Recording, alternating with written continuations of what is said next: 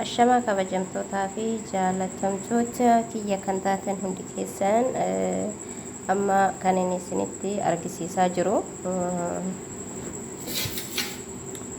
daabboodha jechuudha. Innaa daabboon kun akkaataan ittiin qophaa'u fedha jechuudha isinitti hima. Innaa daabboon kun biyya keenya keessatti irra caalaan beekamaadha. Yeroo hundaa ni fayyada jechuudha. Wantoonni itti fayyadamnus biyya keenya keessatti mana keenya keessatti aduu ayyaanaatiif toshannee nyaachuu jechuudha. Yookiin immoo toshannee mana firoottan keenya fudhannee deemuudhaaf ni fayyada jechuudha. Innaa dammoo kan inni nu fayyadu irra caalatti jechuudha. Itoophiyaa mana namaa ittiin deemuu fi mana keessatti qopheeffatanii yeroo hundaa yookiin immoo guyyaa hundaa qursii bunaa godhachuu yoo namni dhufe muranii namaaf kennuu jechuudha. Yeroo tokkos immoo yeroo warra du'aa namni firoottan nama jalaa yoo du'e tolchanii yeroo namni dhufu jechuudha. Buna jedhanii namni buna dhugu bunni inni danfaaf jechuudha. Namni shaayii dhugu shaayiitu danfaafi. Innaa kanaafuu yeroo sanaafis ni fayyada jechuudha. Daabboon kun waan baay'eedhaaf fayyada. Wantoonni itti fayyadamnuu fi wantoonni nu fayyadu waan meeqadha isiniin jedha. Tokko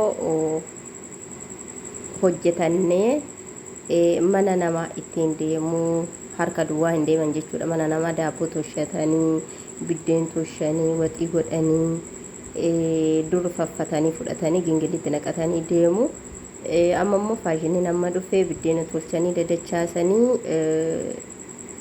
dadachaasanii jechuudha.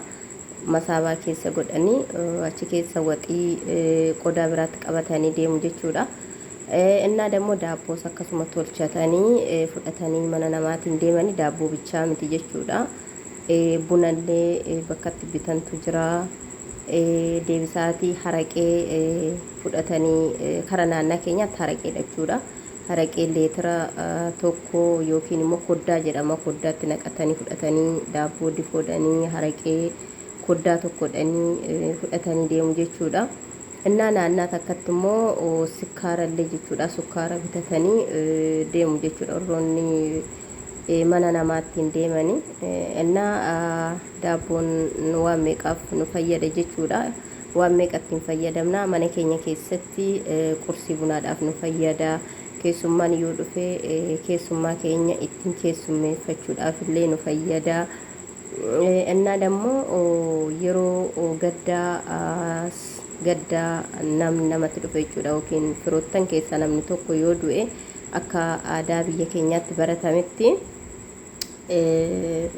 yeroo gaddaa namni yeroo namatti dhufu baga irraa haftanii waaqayyo lubbuu isaanii yaa maaru jedhanii yeroo dhufanii jajjabeessan warroota firoonni jalaa du'an jechuudha.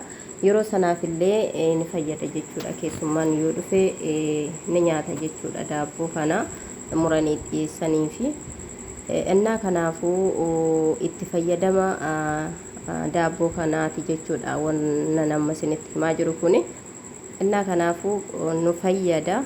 Wanti nuti itti fayyadamnus immoo wantoota kanadha isiniin jedheetiin jira.